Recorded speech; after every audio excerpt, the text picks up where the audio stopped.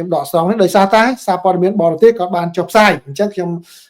ចង់ឲ្យប្រិមិត្តដឹងថាឃើញទេមិនមែនតែនៅកម្ពុជាយើងទេចុះផ្សាយគឺនៅខាងក្រៅប្រទេសក៏គេចាប់អារម្មណ៍ទៅលើចំណុចហ្នឹងដែរគឺបើយោងតាមសារព័ត៌មាននេះគឺក៏ផ្ដោតទៅលើភាពស្ងប់ស្ងាត់នៅតាមបណ្ដោយព្រំដែនរវាងប្រទេសទាំងពីរសារព័ត៌មាន AP ក៏បានរាយការណ៍ឲ្យគេយកមកផ្សាយអញ្ចឹងខ្ញុំដាក់រូបភាពនេះគឺចំណងជើងក៏ដាក់ថាបាទគឺភាពស្ងប់ស្ងាត់បាទមាននៅតាមបណ្ដោយព្រំដែនរវាងកម្ពុជានិងថៃបន្ទាប់ពី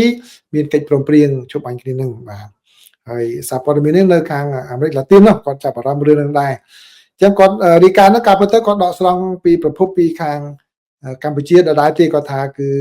ភាពស្ងប់ស្ងាត់នៅតាមបណ្ដោយព្រំដែនកម្ពុជានិងថៃបានកើតមានឡើងបន្ទាប់ពីភាគីទាំងពីរបានចុះហត្ថលេខាទៅលើបទជួបបាញ់គ្នាបន្ទាប់ពីកិច្ចប្រជុំពិសេសរបស់គណៈកម្មាធិការព្រំដែនទូទៅនេះបើយោងតាមប្រភពរបស់គាត់ហ្នឹងគឺយោងតាមបាទអ្នកស្រីម៉ាលីសុជាតាដែលជាអ្នកនាំពាក្យក្រសួងការពារជាតិរបស់កម្ពុជាគឺដែលបានបញ្ជាក់ដូចនេះបាទហើយនៅក្នុងសន្និសីទសារព័ត៌មានមួយគឺអ្នកនាំពាក្យរបស់រដ្ឋាភិបាលកម្ពុជាក៏បានបញ្ជាក់ថាកម្ពុជានឹងគឺគោរពយ៉ាងពេញលេញនៅកិច្ចព្រមព្រៀងនេះក៏ប៉ុន្តែនៅតែត្រៀមប្រយ័ត្នផងដែរនៅតាមផ្លូវមើលតាមដានសភាពការនៃការអនុវត្តបទជួបបាញ់គ្នានេះដែរហើយដោយឡែកសារព័ត៌មាន AKP បានរាយការណ៍ថាគឺឧបនាយករដ្ឋមន្ត្រីកម្ពុជានិងជារដ្ឋមន្ត្រីក្រសួងការពារជាតិគឺលោកឧត្តមសេនីយ៍ទាសីហា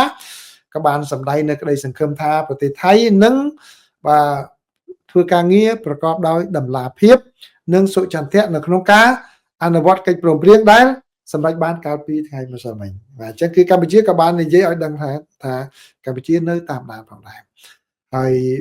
ការអនុវត្តបានពេញលេញនៃកិច្ចព្រមព្រៀងនេះគឺវាជារឿងមួយសំខាន់ណាស់នៅក្នុងការធានាបានសុវត្ថិភាពទៅដល់កងទ័ពហើយនិងជនស៊ីវិលនៅទាំងសងខាងនេះបើតាមការបញ្ជាក់របស់លោកទាសីហាលោកសីហាបាននិយាយថាគឺបើយោងតាមសេចក្តីប្រកាសរួម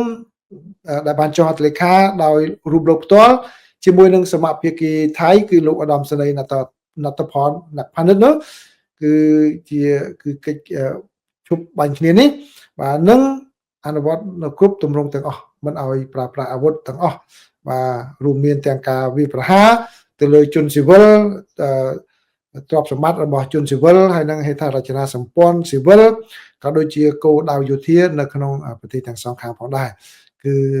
ទោះបីជាក្នុងករណីណាក៏ដោយគឺមិនឲ្យមានការផ្ទុះអាវុធនឹងគ្នានោះទេ